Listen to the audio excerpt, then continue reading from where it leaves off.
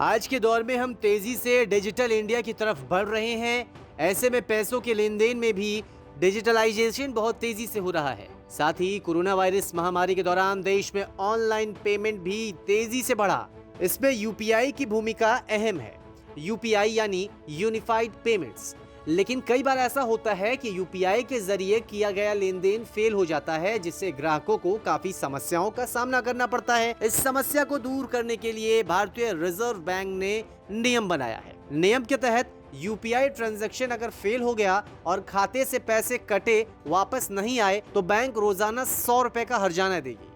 दरअसल सितंबर 2019 में आरबीआई ने फेल्ड ट्रांजैक्शन को लेकर नया सर्कुलर जारी किया था, जिसमें पैसों के ऑटो रिवर्सल को लेकर टाइम फ्रेम सेट किया गया। इस सर्कुलर के अनुसार फेल हुए लेन देन का पैसा ऑटो रिवर्सल यानी कि लेन देन की डेट से 1 दिन के अंदर पूरा हो जाना चाहिए। इसे आसान भाषा में समझें तो अगर आपका ट्रांजैक्शन फेल हुआ है तो अगले कारोबारी दिन तक खाते में पैसे वापस आ जाएंगे।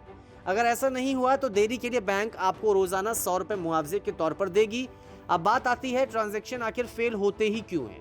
दरअसल कई बार लिमिट से ज्यादा ट्रांजैक्शन हो जाता है और पेमेंट सेशन पेज का टाइम पीरियड भी खत्म हो जाता है। खाते में अगर पैसे कम हो या फिर गलत पिन डल गया हो तो भी ट्रांजैक्शन फेल होता है। वैसे तो आमतौर पर ट्रांजैक्शन फेल होने से पैसे खुद ब खुद खाते में वापस आ जाते हैं, लेकिन अगर पैसे वापस नहीं आए तो आप यूपीआई ऐप पर जाकर अपनी शिकायत दर्ज करा सकते हैं। इसके लिए यूपीआई ऐप में पेमेंट हिस्ट्री ऑप्शन पर जाना होगा। इसके बाद रेज डिस्प्यूट पर क्लिक करना होगा। रेज डिस्प्यूट पर आपको अपनी शिकायत दर्ज करनी होगी।